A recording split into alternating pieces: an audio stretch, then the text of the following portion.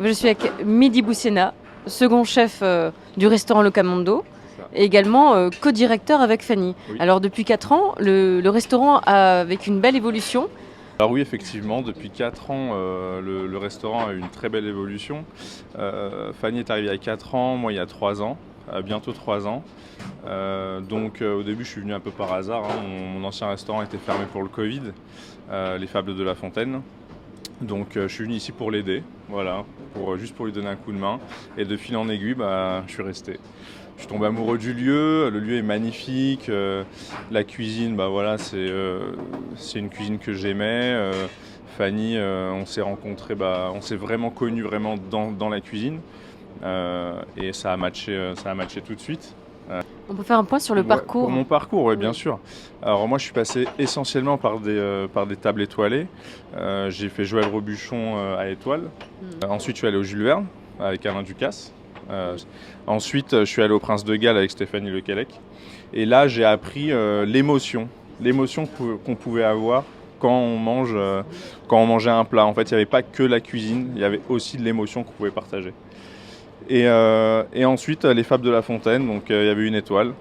Parcours là-bas, je suis fier de ce que j'ai fait. Et puis ensuite, me voici au Camondo. Ici, c'est votre première place de chef, votre première place de directeur? C'est une première place de directeur de restaurant aussi. Donc c'était un beau challenge avec Fanny qu'on veut, on veut réussir vraiment. Un modèle de double chef, c'est pas courant. Comment est-ce que vous construisez la carte? Est-ce que c'est vraiment une co-création? Est-ce que chacun a sa partie? Comment est-ce que vous fonctionnez? Alors ça fonctionne déjà, parce que en fait, Fanny et moi, on n'a pas du tout d'ego de se dire qui est au-dessus de l'autre, ou il n'y a pas vraiment cette question-là à se poser. On est très très complémentaires, on est différents, mais on est très très complémentaires. Comment on crée? En fait, tous les deux, on n'a pas du tout le même processus de création. Donc, admettons, moi j'ai envie de travailler sur un légume en particulier. Je vais travailler sur le légume de mon côté, je vais un peu lui en parler. Elle va me dire ok, moi je ferai plus ça, on va s'écouter. Donc on va faire l'assiette, on va déguster.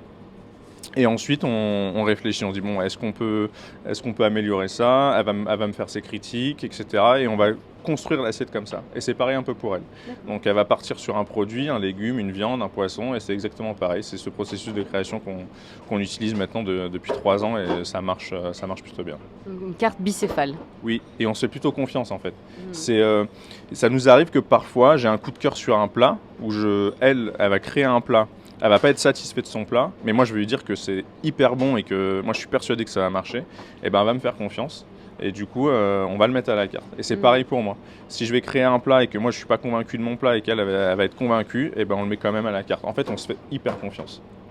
Et le fait d'augmenter les responsabilités et de passer aussi à la direction de la salle, puisque c'est la direction du restaurant. Donc on a un regard transversal sur tout ce qui se passe et sur l'expérience client globale. Alors qu'est-ce qu'il en ressort?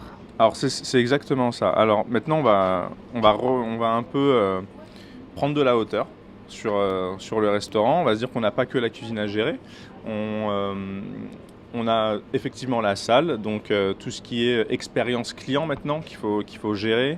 On va former les équipes de salle à comment parler aux clients, etc., etc. Il y a aussi l'aspect monétaire, bien entendu, même si quand on était en cuisine, en tant que chef, on avait notre food cost à respecter, nos marges, etc. Mais là, ça va plus loin. Donc maintenant, on a l'investissement du mobilier, l'investissement de la vaisselle, la masse salariale globale du restaurant. Donc c'est entre guillemets un autre travail. Mais avec notre expérience en cuisine, on y arrive. Parce qu'on transpose un peu ce qu'on a appris en cuisine sur la salle et sur la globalité du restaurant. Pour l'instant, ça marche plutôt bien. On est plutôt fiers de ce qu'on réalise. On a 1000 projets en cours sur l'ensemble du restaurant. On veut faire quelque chose avec le bar, avec la terrasse, en hiver. Enfin voilà, on a vraiment plein de projets. On vous souhaite vraiment de tout cœur une belle réussite. Merci beaucoup, c'est gentil.